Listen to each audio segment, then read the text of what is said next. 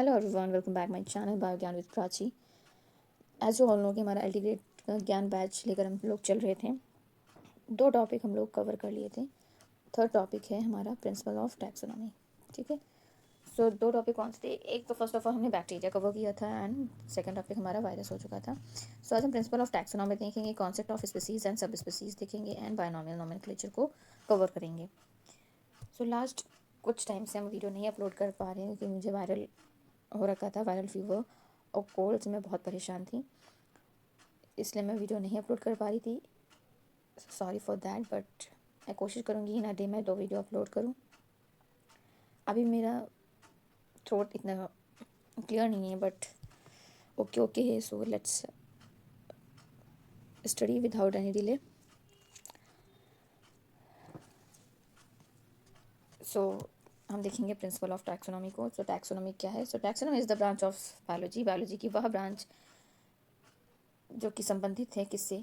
Identification, nomenclature, classification of organisms. Organisms के identification, nomenclature and classification से संबंधित जो शाखा है जीव विज्ञान की, उसको हम क्या कहते हैं? टैक्सोनॉमी कहते हैं। ठीक है, हिंदी में जान लीजिए, टैक्सोनॉमी मीन्स वर्ग की।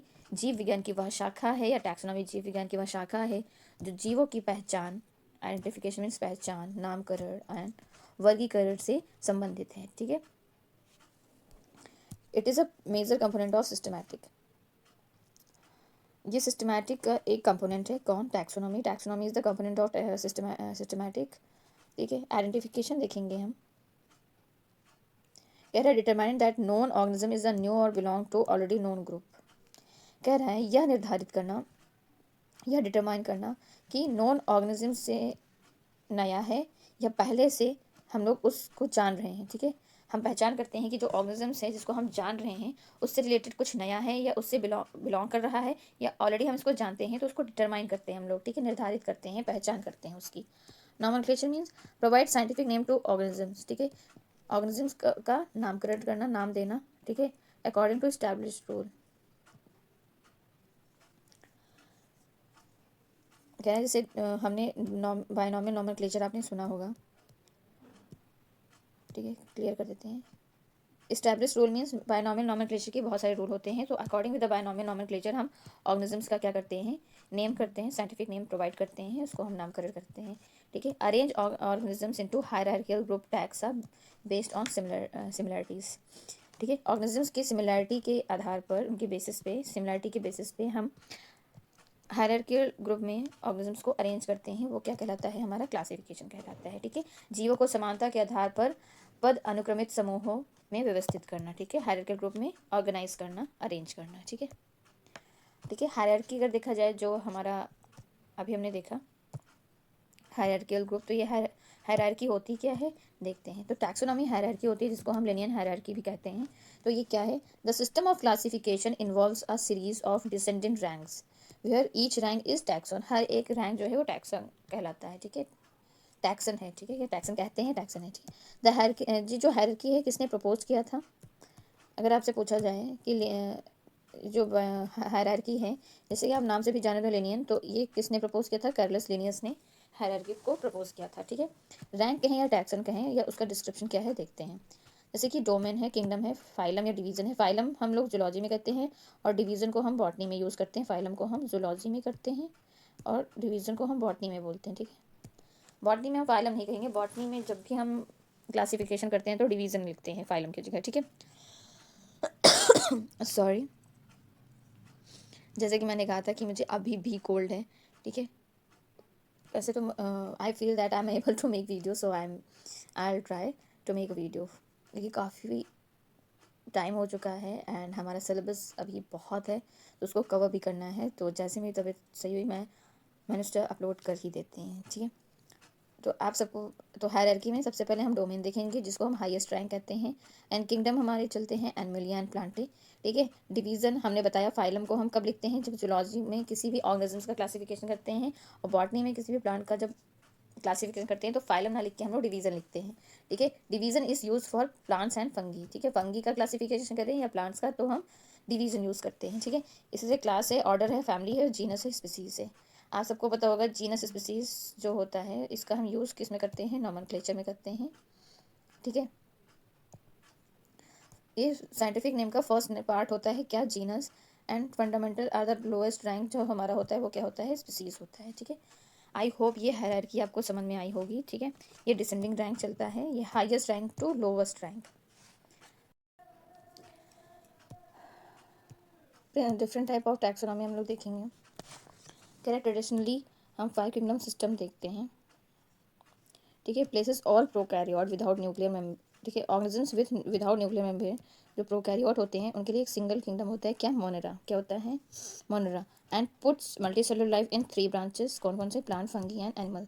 ठीक है, तो कहने का तात्पर्य देखिए, पेन चेंज करते हैं। कह रहे हैं जितने भी प्रोकैरियोट हैं वो सिंगल किंगडम मोनेरा में रखे गए हुए हैं, और जितनी भी मल्टी सेलुलर लाइफ हैं उनको हम 3 ब्रांचेस में रखे हैं, like plants, fungi and animals में।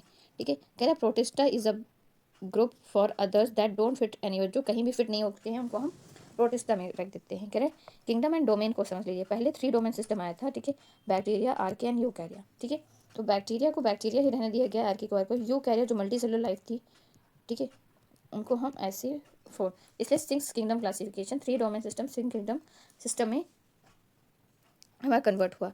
ठीक है, फिर आगे चलकर you bacteria, Archie bacteria, protista, fungi, Animalia and plant, means bacteria आगे चलकर क्या हुआ, एक्सटेंड हुआ। ठीक है, हमने यू बैक्टीरिया देखिए में जो यूनिसेलुलर एंड प्रोकैरियोट थे उनको हमने यू बैक्टीरिया कह दिया, जो प्रोकैरियोट थे यूनिसेलुलर वो आर्की बैक्टीरिया थे। ठीक है, फीचर्स क्या हैं हमारे, features of domain and system कह रहा है डोमेन आर्की बैक्टीरिया जो हैं वो यूनिसेलुलर प्रोकैरियोटिक सेल हैं, हमें जैसे कि अभी हमने बताया कि यूनिसेलुलर। ठीक है, तो आर्की बैक्टीरिया में क्या, इन दोनों में क्या डिफरेंस थे देख लीजिए यहाँ पे। आर्की बैक्टीरिया मीन्स है तो ये भी यूनिसेलुलर और प्रोकैरियोट, ठीक है, बट इनकी जो सेल है वो पेप्टाइडोग्लाइकन की नहीं बनी होती। क्या, पेप्टाइडोग्लाइकन से नहीं बनी होती, ये पेप्टाइडोग्लाइकन की इनकी सेल बनी होती है। चलो आगे ही देखते हैं। ठीक है, कह रहा है डोमेन आर्की बैक्टीरिया यूनिसेलुलर है, प्रोकैरियोटिक है। इसी तरह जो डोमेन यू बैक्टीरिया की बात करें ये भी यूनिसेलुलर एंड प्रोकैरियोटिक सेल है। ये इनमें कोई पेप्टाइडोग्लाइकन की सेल वॉल नहीं बनी होती, बट इनकी सेल वॉल पेप्टाइडोग्लाइकन की ही बनी होती है। डोमेन यूकैरिया की बात करें तो यूकैरियोटिक सेल्स जितने हैं वो यूकैरिया डोमेन में रखे गए हुए हैं। ठीक है, हालांकि अब किंगडम्स की बात करेंगे तो जो डोमेन आर्की बैक्टीरिया वो किंगडम आर्की बैक्टीरिया आगे चल के हुआ। ठीक है, same it is a domain and kingdom, Archie bacteria kingdom भी है और डोमेन भी है। सेम यू बैक्टीरिया भी डोमेन है और किंगडम भी है। वही बात की, यू बैक्टीरिया की जो सेल वॉल है वो पेप्टाइडोग्लाइकन, जो आर्की बैक्टीरिया है उनकी सेल वॉल पेप्टाइडोग्लाइकन की नहीं है। फिर आगे चलकर यू कैरिया किस में कन्वर्ट हुआ, 4 किंगडम में, किसमें, प्रोटिस्टा, प्लांटे, फंगी, एनिमलिया। ठीक है, तो ये 4 किंगडम में हुए, तो जिसमें प्रोटिस्टा में कौन रखे गए, जो यूकैरियोटिक हैं, ये सारे क्या हैं, यूकैरियोट्स ऑर्गेनिजम्स हैं। ठीक है, लेकिन डिफरेंस क्या है देखते हैं। कह रहा है यूकैरियोट ऑर्गेनिज्म तो है, यूनिसेलुलर एंड मल्टी सेलुलर भी हो सकते हैं, can be animal like, plant like and fungi like, protista में हो सकते हैं सब। ठीक है, फिर किंगडम प्लांटे में बात की गई, प्रोटिस्टा की बात होगी, प्लांटे में क्या कौन कौन रखे गए, जो यूकैरियोटिक तो हैं लेकिन फोटोसिंथेटिक ऑटोट्रॉफ भी हैं, जो अपना खाना खुद भी बना सकते हैं, मल्टी सेलुलर तो हैं ही, ये मल्टी सेलुलर यूकैरियोट तो हैं। ठीक है, ये फीचर सब में है, लेकिन डिफरेंस क्या थे, जो फोटोसिंथेटिक कर रहे थे वो प्लांटे कहलाएं, जो हेट्रोट्रॉफ थे वो एनिमलिया, फिर देखा गया जो डेड मैटर्स को खा रहे हैं, ठीक है, उनको सैप्रोफाइट कहा गया, फिर उनका नाम फंगी दे दिया गया, उनको फंगी किंगडम में रख दिए गए। जितने भी हमारे सैप्रोफाइटिक डिकम्पोजर्स थे उनको हम फंगी में रख दिए, जितने भी हेट्रोट्रॉफ्स हैं जो कंज्यूमर्स थे, सिर्फ जो दूसरे पे डिपेंडेंट थे, वो एनिमल्स में, एनिमल किंगडम में रख दिए, और प्लांट जो अपना खाना खुद बनाते हैं, ऑटोट्रॉफ जो थे उनको प्लांट किंगडम में रख दिया गया। ठीक है, लेवल ऑफ ऑर्गेनाइजेशन की बात करें तो अभी हमने हायरार्की देखी थी, domain, kingdom, phylum, class, order, family, genus, species. ठीक है, all life split into 3 domain, you all no, किसमें, आर्की, बैक्टीरिया एंड यूकैरिया। ठीक है, हर एक डोमेन जो है किंगडम में डिवाइडेड है, हर एक किंगडम किस में डिवाइडेड है, फाइलम में, each phylum divided into class, each class divided into order, each order divided into families, each family divided into genus, each genus is divided into species and one specific organism फिर हमें मिलता है। ठीक है, ठीक है, ये तो बात हो गई हमारी feature of domain and kingdoms की। आगे देखते हैं सिस्टमैटिक क्या है। सिस्टमैटिक को हम क्लासिकल सिस्टमैटिक भी कहते हैं। कह रहे हैं systematic is the science of diversity of organisms and their comparative and evolutionary relationships, means विज्ञान के वो जीव की विविधता के बारे में अगर हम जब बात करते हैं, या उनसे रिलेटेड कंपैरेटिव, ठीक है, या इवोल्यूशन रिलेशनशिप की हम जहाँ बात करते हैं, और डाइवर्सिटी ऑफ ऑर्गेनिजम्स की जहाँ बात करते हैं, उस विज्ञान की शाखा को हम क्या कहते हैं, सिस्टमैटिक कहते हैं। तो सिस्टमैटिक अगर देखा जाए तो सिस्टमैटिक विज्ञान का वह शाखा है जहाँ पे हम जीवों की विविधता की बात करते हैं और हम विकासवादी संबंधों के विज्ञान की बात करते हैं, ठीक है। Taxonomy is the part of systematic, ठीक है। सो टैक्सोनॉमी पार्ट है हमारा सिस्टमैटिक का, ना कि सिस्टमैटिक पार्ट है हमारी टैक्सोनॉमी का। होप इतना आप सबने क्लियर रहा होगा। सिस्टमैटिक का फोकस क्या कह रहा है historically largely relied on morphological feature for classifying and establish relationship of organisms. कह रहा है कि हिस्टोरिकली मीन्स पहले के टाइम पे जो ये वर्गीकरण है, ठीक है, जो ये वर्गीकरण है ये क्लासीफाई करने के लिए और जो रिलेशनशिप है उनको इस्टेब्लिश करने के लिए मॉर्फोलॉजिकल फीचर्स के रूप में हम इसका क्या बड़े पैमाने पर यूज़ करते थे, ठीक है। मॉर्फोलॉजिकल फीचर्स के लिए, मॉर्फोलॉजिकल फीचर्स को क्लासीफाई करने के लिए और मॉर्फोलॉजिकल फीचर्स के संबंध को इस्टेब्लिश करने के लिए हम इनका यूज़ करते थे। न्यू सिस्टमैटिक क्या है, सबसे पहले हम देखेंगे जो टर्म है न्यू सिस्टमैटिक, ये दिया किसने था। तो जूलियन हक्सले ने दिया था। ये एक हमारा क्वेश्चन यहाँ से बनता हुआ, ठीक है। कब, 1940 में। It is the broader approach to classify बहुत ही ब्रॉडर अप्रोच है ये। इसका कॉन्सेप्ट क्या है, it is systematic study that consider all type of characters to understand the totality of difference and relationship among organisms. Means new systematic जब आया तो कह रहा है कि कॉन्सेप्ट इसका ये था, इसमें स्टडी किया गया कि जितने भी मीन्स जितने भी कैरेक्टर हैं, टाइप ऑफ कैरेक्टर हैं, ठीक है, उनको समझना और टोटली उसमें डिफरेंस क्या है, उनमें संबंध क्या है ऑर्गेनिजम्स के, ठीक है। तो उन सब के कॉन्सेप्ट को समझना, उस पर स्टडी करना, ठीक है। और इस न्यू सिस्टमैटिक को बायो सिस्टमैटिक या न्यू सिस्टमैटिक भी कहते हैं, ठीक है। जो कैरेक्टर यूज़ किए गए वो क्या थे, जैसे कि हमने देखा कि consider all type of character. तो ऑल टाइप ऑफ कैरेक्टर कौन कौन से कैरेक्टर, ठीक है, और कौन से कैरेक्टर थे जिनको इसमें हमने समझा और क्या डिफरेंस है ये देखा, क्या रिलेशनशिप्स हैं ऑर्गेनिजम्स के बीच में, ये सब देखा कि तो वो कैरेक्टर क्या क्या लिए गए थे। तो देखते हैं classical morphological along with the data from anatomy, cytology, physiology, biochemistry, ये सारे कैरेक्टर्स को हमने समझा, ठीक है। इन कैरेक्टर को समझ के उनमें हमने डिफरेंस देखा, ठीक है, क्या रिलेशनशिप्स हैं एक दूसरे में, ये सारा कुछ देखा। तो न्यू सिस्टमैटिक यही कहती है कि हमने अध्ययन किया इसमें, ठीक है। ये जो अप्रोच आया था क्लासिफिकेशन का न्यू सिस्टमैटिक, तो इसमें हमने यही देखा कि ये जो इन सब का सारे कैरेक्टर को हमने देखा, फिर हमने समझा कि इन सब में क्या डिफरेंस है, ठीक है, और क्या रिलेशनशिप्स हैं हर एक ऑर्गेनिजम्स में। मीन्स एनाटॉमी में अगर ऑर्गेनिजम्स हैं तो अगर डिफरेंट ऑर्गेनिजम्स हैं तो उनकी हमने सबकी एनाटॉमी की क्या डिफरेंस था, तो ये सारे हर एक कैरेक्टर पर हमने उस पर स्टडी की। और भी हैं इकोलॉजी, जेनेटिक, एम्ब्रियोलॉजी, बिहेवियर, तो इन सारे कैरेक्टर्स पे हम लोग ने समझा, ठीक है, अंडरस्टैंड किया। फिर उस पर हमने टोटल डिफरेंस हम लोगों ने समझा कि क्या डिफरेंस है। तो न्यू सिस्टमैटिक में हम लोग ने यही स्टडी किया, ठीक है। इसी कैरेक्टर्स पे हमने क्या किया था, स्टडी किया था, यही हमारा कॉन्सेप्ट है, ठीक है। गोल क्या था, to establish evolutionary relationship making classification more natural and reflecting descent. अब यह आप सबको समझ में आ रहा है कि क्या कह रहा है। कह रहा है विकासवादी गोल यही था कि इस्टेब्लिश करना इवोल्यूशनरी रिलेशनशिप में विकासवादी संबंध की स्थापना करना, मेकिंग क्लासिफिकेशन, ठीक है, वर्गीकरण अधिक प्राकृतिक और वंशानुक्रम को प्रतिबिंबित करना हमारा लक्ष्य था, ठीक है। हमारा लक्ष्य यही था कि हम विकासवादी संबंधों को समझ सकें, ठीक है, और वर्गीकरण में जो भी हमारे नेचुरल और रिफ्लेक्टिंग डिसेंट थे, मीन्स वंशानुक्रमित जो भी था उसको हम रिफ्लेक्टिंग मीन्स प्रतिबिंबित कर सकें, या प्रतिबिंबित करना हमारा क्या था, लक्ष्य था न्यू सिस्टमैटिक का। कॉन्सेप्ट ऑफ स्पीसीज देखेंगे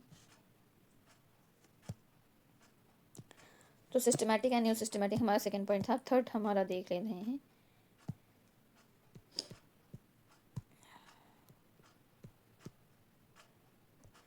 कॉन्सेप्ट ऑफ स्पीसीज। तो ये क्या कह रहा है देखते हैं। कॉन्सेप्ट ऑफ स्पीसीज देखेंगे, फिर सब स्पीसीज देखेंगे। कॉन्सेप्ट ऑफ स्पीसीज कह रहा है species that is the basic unit of classification. यहाँ से भी एक क्वेश्चन बनता हुआ, देखिए हम आपको बता दे रहे हैं यहाँ पे क्या इंपॉर्टेंट है, ठीक है।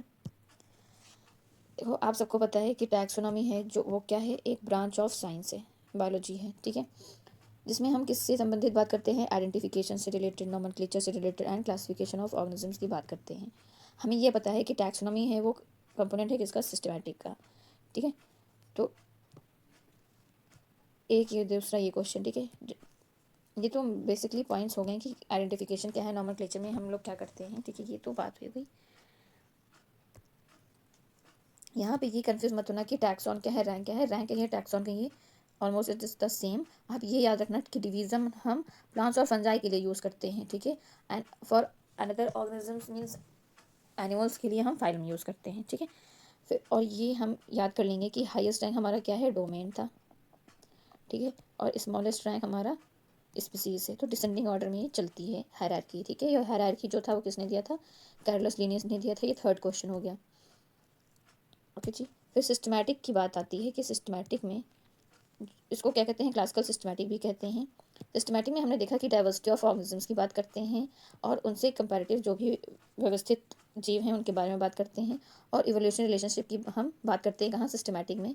अगेन वो बात आ गई कि taxonomy is the part of systematic, ठीक है। तो फोर्थ क्वेश्चन ये, और फिफ्थ क्वेश्चन आप यही याद रखेंगे कि सिस्टमैटिक में हम किस पे बात करते हैं, किससे रिलेटेड हम लोग इस पर स्टडी करते हैं, ठीक है। मॉर्फोलॉजिकल फीचर्स पे हम लोग यहाँ पे ऐतिहासिक रूप से मॉर्फोलॉजिकल फीचर्स पे बड़े पैमाने पर इसमें काम किया जाता था, ठीक है, सिस्टमैटिक का यूज़ करके।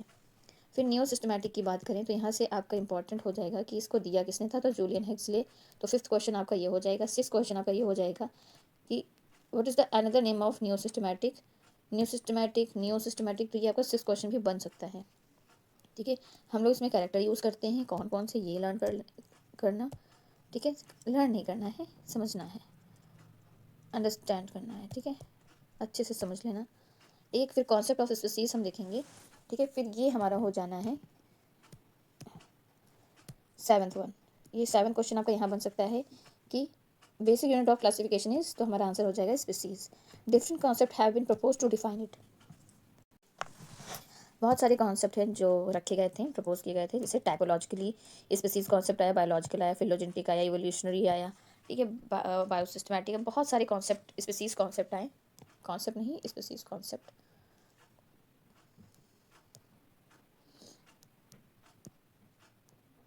स्पीसीज कॉन्सेप्ट हमारे कौन कौन से हैं, टाइपोलॉजिकली, बायोलॉजिकली एंड। तो देखते हैं सबकी डेफिनेशन क्या है। तो कह रहा है a group of organism confirm to fixed type specimen based purely on morphological characteristics. जहाँ पे हम मॉर्फोलॉजिकल कैरेक्टरिस्टिक्स की बात करते हैं, ठीक है, वो क्या है, टाइपोलॉजिकली हैं। एग्जांपल्स में all organism that look alike are one species, ठीक। इसी तरह हम बायोलॉजिकल बात करते हैं, बायोलॉजिकल स्पीसीज कॉन्सेप्ट।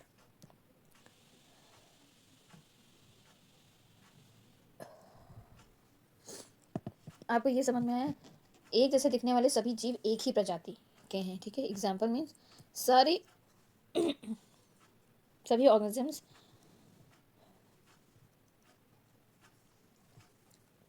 जो एक जैसे दिखते हैं वो वन स्पीस हम कहलाते हैं, ठीक है।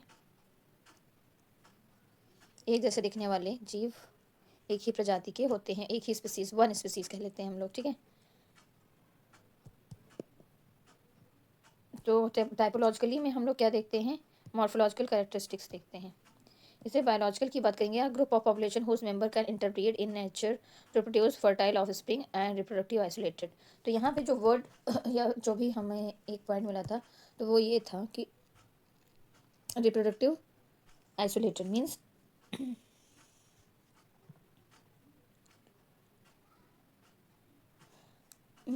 आइसोलेटेड मीन्स अलगाव, ठीक है, प्रजनन अलगाव एक इम्पॉर्टेंट वो था, एक पॉइंट था बायोलॉजिकल का, ठीक है। तो कह रहा है वो ग्रुप ऑफ पॉपुलेशन जिसके मेंबर इंटरब्रीड करके एक फर्टाइल ऑफस्प्रिंग प्रोड्यूस कर देते हैं हमारे नेचर में, वो क्या होते हैं, हमारे बायोलॉजिकल स्पीसीज कॉन्सेप्ट में यही रखा गया, ठीक है।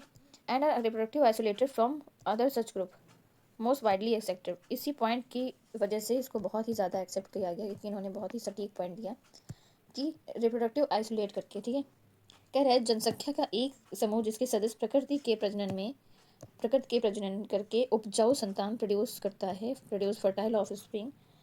और अगर प्रजनन की दृष्टि से देखा जाए, ठीक है, प्रजनन अलगाव ऐसे अन्य समूह से पृथक होते हैं, ठीक है, means reproductive isolated from other such group, और दूसरे ग्रुप से बहुत ही अलग होते हैं, ठीक है। और ये most widely accepted species concept था, ठीक है, ये मोस्ट एक्सेप्टेड बायोलॉ स्पीसीज कॉन्सेप्ट था, ठीक है।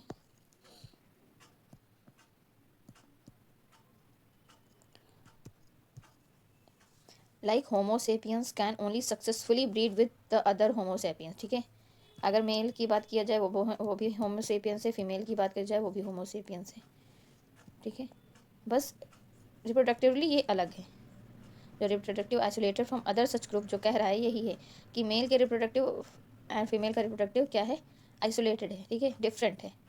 बट एक ही ग्रुप के होने के कारण ये क्या फर्टाइल ऑफस्प्रिंग नहीं दे सकते, बिल्कुल दे सकते हैं, ठीक है। तो एग्जाम्पल में बहुत ही हमारा बेटर एग्जाम्पल्स हैं क्या, हमारा Homo sapiens can successfully breed with the other Homo sapiens, well done.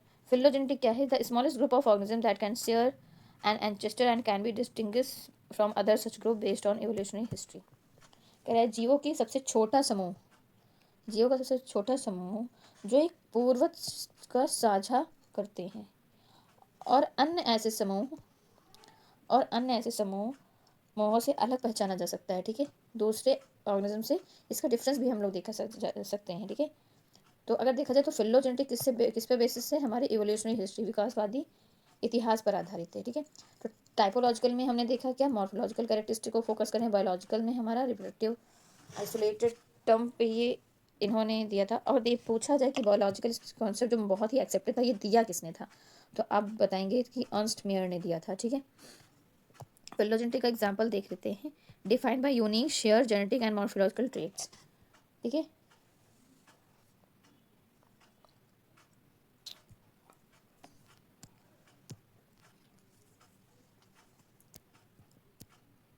ये with in the species sub species आता है, ठीक है। तो कह रहा है टैक्सोनॉमी का वह रैंक जो बिलो द स्पीसीज होता है वो क्या है, सब स्पीसीज है।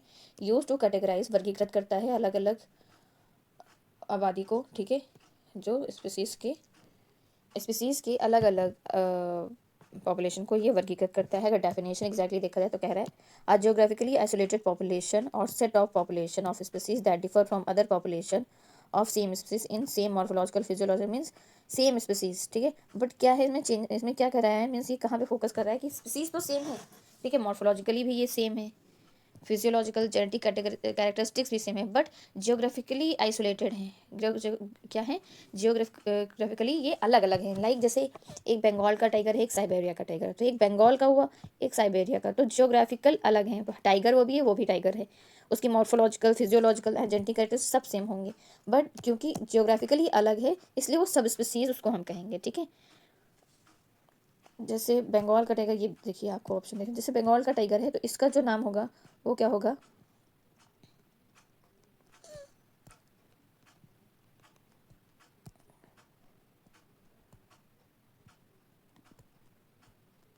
पैंथरा टिग्रिस, टिग्रिस लिखा तो है, एक सेकेंड एक सेकेंड, माय बैड।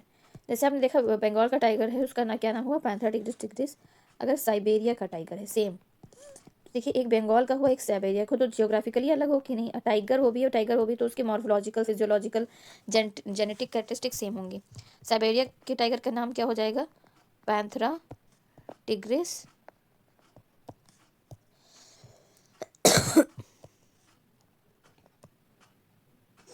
अल्टाइका, क्या हो जाएगा, पैंथरा टिग्रिस अल्टाइका,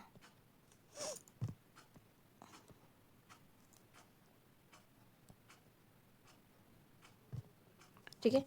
तो देखिए बस उनका सब स्पीसीज चेंज हुआ, क्या चेंज हुआ, सब स्पीसीज, जीनस तो वही है, ठीक है, जीनस, देखो जीनस ये हुआ, पैंथरा क्या हुआ, जीनस हुआ, ये क्या हुई, स्पीसीज हुई, बट सब स्पीसीज क्या हुई, डिस्टिंक्ट हो गई, डिफरेंट हो गई, ठीक है। आई होप कितना समय आया होगा। आगे कह रहा है की क्राइटेरिया क्या है, इसकी क्राइटेरिया क्या है, subspecies member are potentially capable of interbreeding with other subspecies of same species. क्या बंगाल का टाइगर साइबेरिया के टाइगर से जो है इंटरब्रीड नहीं कर सकते, कर सकते हैं, वही तो कह रहा है कि ये कैपेबल हैं, इंटरब्रीड कर सकते हैं other species of same species if their ranges were to meet, ठीक है। अगर अगर उनकी सीमाएं क्या हैं, मिल रही हैं। अब ये थोड़े कि बंगाल में बैठ के और साइबेरिया में बैठ के, भाई नज़दीक क्या आएंगी रेंज, भाई अंडर द रेंज होंगे, मीन्स एक दूसरे से जब मिलेंगे मीट करेंगे तब कर सकते हैं, ये नहीं कि बंगाल और साइबेरिया में बैठे बैठे हो जाएगा, ऐसी बात नहीं है, ठीक है। बट बात यहाँ पे की जा रही है कि क्या बंगाल का टाइगर और साइबेरिया के टाइगर इंटरब्रीड कर सकते हैं, तो येस, एंड हमें एक फर्टाइल ऑफ स्प्रिंग भी मिल सकती है, ठीक है। नॉमेनक्लेचर की बात करें, named using trinomial nomenclature, of course trinomial nomenclature तो हो ही गया, क्या है यहाँ पे, ये जीनस हुआ, ये स्पीसीज हुआ, ये क्या हुआ, सब स्पीसीज हो गया, तो इसको कहते हैं trinomial nomenclature due to the subspecies. अब बायनॉमियल नॉमेनक्लेचर देखेंगे। Binomial nomenclature is formal system of naming organism. ठीक है, जियो के नाम के लिए बहुत ही फॉर्मल सिस्टम है जिसको इस्टेब्लिश किया था हमारे लिनियस जी ने, कैरोलस लिनियस ने। It assign every organism a unique two part scientific name.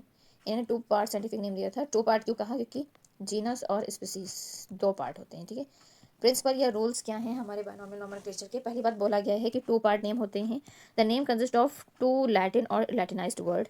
जो फर्स्ट पार्ट होता है वो क्या होता है? जीनस होता है। सेकेंड पार्ट क्या होता है? स्पीसीज होता है। ठीक है, लैटिन ऑरिजिन मीन्स, देखिए, scientific name are generally drive from the Latin regardless of the origin of organism ensuring universality. ठीक है, ये यूनिवर्सल है कि वो लैटिन से हर एक जो नेम, जो साइंटिफिक नेम जो लिया गया है वो कहाँ से लिया गया है? लैटिन से लिया गया हुआ है। ठीक है, कैपिटलाइजेशन का क्या रोल है? कह रहा है जब भी हम जीनस लिखेंगे तो हम किससे लिखेंगे? कैपिटल लेटर से लिखेंगे। एंड ओके जी, जीनस हम कैपिटल से लिखेंगे, वाइल हम स्पीसीज लोअर केस में या फिर स्मॉल लेटर में लिखेंगे। ठीक है, जैसे हमें लिखना है मैंगो का नेम, ठीक है, तो हम लिखेंगे मैग्नीफेरा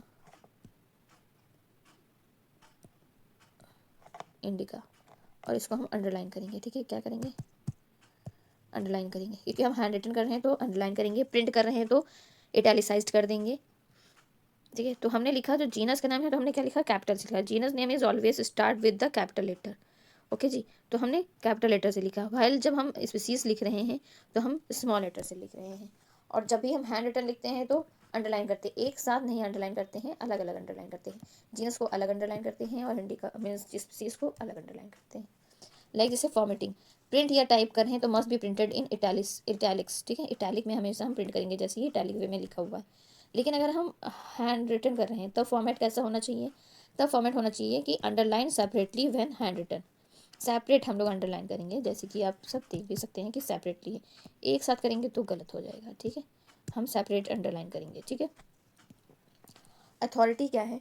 कह रहा है the name of scientist who first describe the species is often written in an abbreviate from after the species epithet. ठीक है, तो प्राधिकरण क्या है इनके? कह रहा है the name of scientist who first describe the species. कह रहा है प्रजाति का पहली बार वर्णन करने वाले वैज्ञानिक का नाम अक्सर विशिष्ट विशेषण के बाद संक्षिप्त रूप में लिखा जाता है। जैसे अगर हम एग्जाम्पल के रूप में देखें तो लिनियन ने लिख दिया था, तो हम जो हमारी इस स्पेसिफिक एपिथेट हैं, ये जो हमारी जो स्पीसीज़ हैं, जीनस के बाद जो स्पीसीज़ आता है उसके बाद हम लिख देते हैं क्या? साइंटिस्ट का नेम जिसने डिस्क्राइब किया था। ठीक है, एल जो लिखा हुआ है एल फॉर लिनियस होता है। ठीक है, ओके, इतना आप सबको क्लियर हुआ होगा उम्मीद करते हैं। एग्जाम्पल्स कुछ देख लेते हैं। एग्जाम्पल्स देखेंगे लाइक ह्यूमन। देखिए ये सारा कुछ इटैलिक में प्रिंट है। ठीक है, होमो सेपियंस, होमो जो है वो क्या है? जीनस है, और जो सेपियंस है वो क्या है? स्पेसिफिक एपिथेट या आप स्पीसीज भी कह सकते हैं। ठीक है, मैंगो का नाम होता है मैग्नीफेरा इंडिका, जिसमें मैग्नीफेरा क्या है? जीनस है, और इंडिका जो है वो स्पीसीज है। सोलानम ट्यूबरोसम, सोलानम हमारा जीनस है, ट्यूबरोसम हमारा स्पीसीज है, जो कि पोटैटो का नेम होता है। ठीक है, सो आई होप कि आप सबने ये टॉपिक क्लियर रहे होंगे कि टैक्सोनॉमी क्या है। ठीक है, सिस्टमैटिक भी आपको समझ में आया होगा, न्यू सिस्टमैटिक भी आपको समझ में आया होगा। न्यू सिस्टमैटिक किसने दिया था? हम लोग कमेंट में बताएंगे। ठीक है, कॉन्सेप्ट हमने देखे हैं, स्पीसीज़ का, सब स्पीसीज़ का। बायनॉमियल नॉमेनक्लेचर दिया किसने था? बायनॉमियल नॉमेनक्लेचर तो लिनियस ने दिया था। ठीक है, बट आप बताएंगे कमेंट में न्यू सिस्टमैटिक किसने दिया था? Who knew systematic term coined by which scientist? ठीक है, so thank you all for listening बायोज्ञान with Prachi. so if you like my video so please like share and subscribe। thank you, मिलते हैं next video में।